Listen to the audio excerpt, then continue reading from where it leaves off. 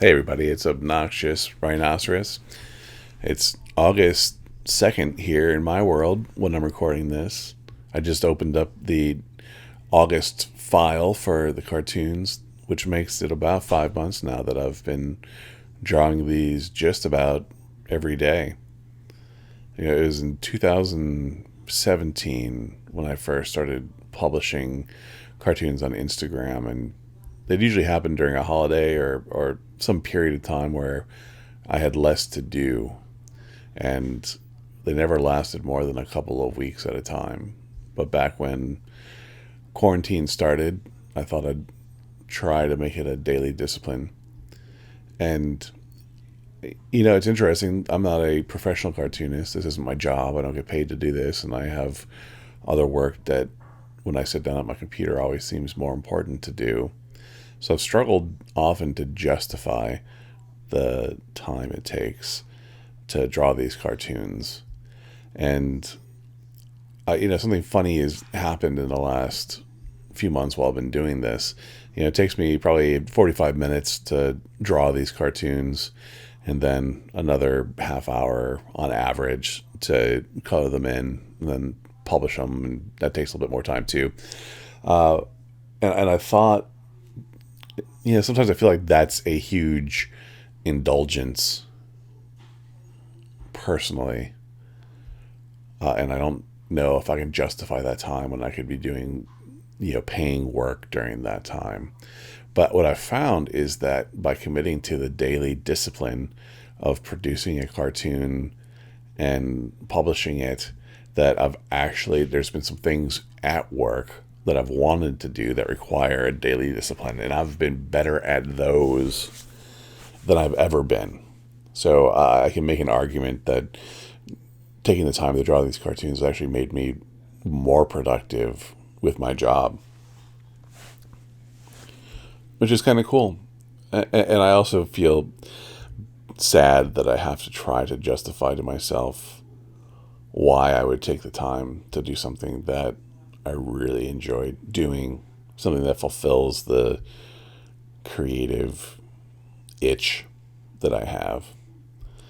And it gives me a lot of enjoyment. So I feel like maybe we don't need to justify things that allow us to, frankly, stop watching the news and worrying about the world at large. This cartoon here is Livid Almonds, which is the name of an Instagram follower. I'm surprised at how often people's Instagram names fit the obnoxious rhinoceros adjective noun pattern. And I love drawing people suggestions whenever I can. And that means I like it even better when I can take somebody's screen name and illustrate that. When I was thinking, I told my wife I was going to draw the Livid Almonds, and she thought that sounded like a rock band. So it was her idea to make it a rock band like the Who, smashing their instruments.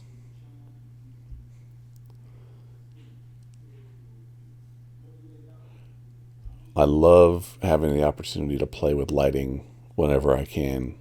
And in Photoshop here, it's just a matter of layers and transparencies, and just layer them all on top of each other. Little smoke machine action in there. I don't know if that cartoon's even funny, but I think it's a super cool illustration and fun to do.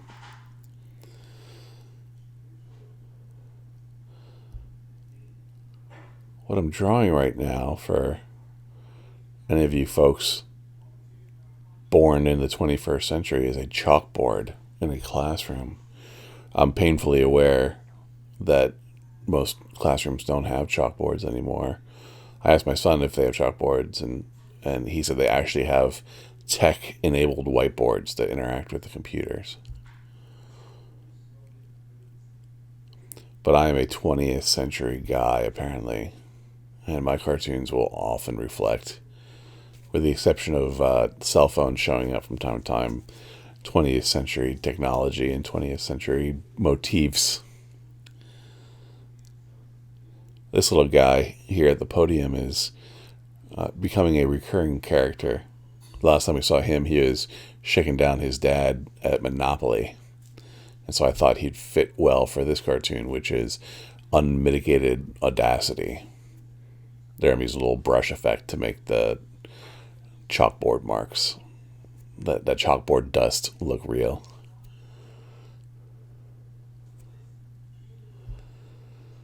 I haven't named him yet, but after a couple more cartoons, when he arrives, I think I'll name him. There's always something different I do when I watch a cartoon, and I think that podium matches his skin too closely, and if I were to do it differently, I'd make that podium a much different color to put a contrast in. Beautiful thing about cartoons on Photoshop is I can do that. If I ever go to make a book out of these, I can go in and make the little tweaks that I've noticed while I've been drawing them. Someone on Instagram recommended Crazy Dinosaur, and I immediately had this end is nigh type crackpot in mind. I've become aware since I draw this that crackpot is one word, not two words. But I don't think too many people notice that. The dinosaur with the sign is a Triceratops. Perhaps one of my favorite dinosaurs when I was a kid. I remember having a rubber molded, or plastic molded collection of dinosaurs, and the Triceratops was always this yellow-orange. Who knows what color they were in actuality. The other dinosaur in this is just a weird lizard that I colored green. I don't know what kind of dinosaur that is. It's just a lizard.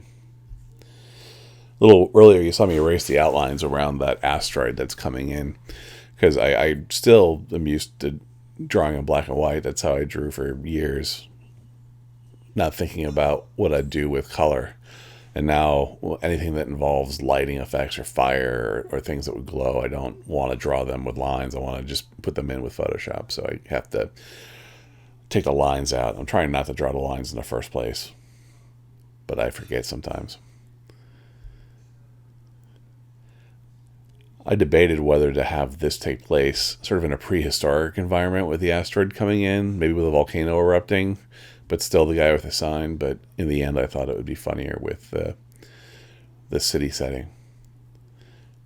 City settings are tough because you have a lot of perspective to put in, a lot of ambient, setting to fill in, a lot of space to imply. But I also don't want to get caught up drawing lots of people on the sidewalk. So I chose a perspective where you're kind of looking up at these guys, so I didn't have to draw where those buildings across the street met the street. I didn't have to draw any cars. I didn't have to draw any people. And it preserved the simplicity of the cartoon. Again, for any of you guys born in the new millennium, back in the 60s, there was a famous movie called 2001, A Space Odyssey, that featured a homicidal computer that systematically killed the crew of a spaceship going to Jupiter. It was conceivable in the 60s, apparently, that by 2001 we'd have spaceships sending humans to Jupiter and artificial intelligence that could even risk turning into a homicidal robot. But he kept talking to the main astronaut, whose name was Dave, in this creepy monotone voice, even while he was trying to kill him. So someone on Instagram suggested bipolar compass. And that made me think of, we don't really use a compass anymore. We have a GPS in our car, and sometimes I think my GPS gets a little lippy. I don't want to hear its advice on which way I should go. So I thought if we made the bipolar compass a GPS named HAL 2000, referencing 2001: A Space Odyssey, that would be funny. I particularly like the background in this, that it's a nighttime. I chose nighttime so I could really make the robot eye there glow. Alright guys, well, those are the cartoons for the week. Thanks for indulging me and listening through to the end. I hope you find the motivation and the courage and the time and the justification to pursue your own creative projects. Until next time, Obnoxious Rhinoceros out.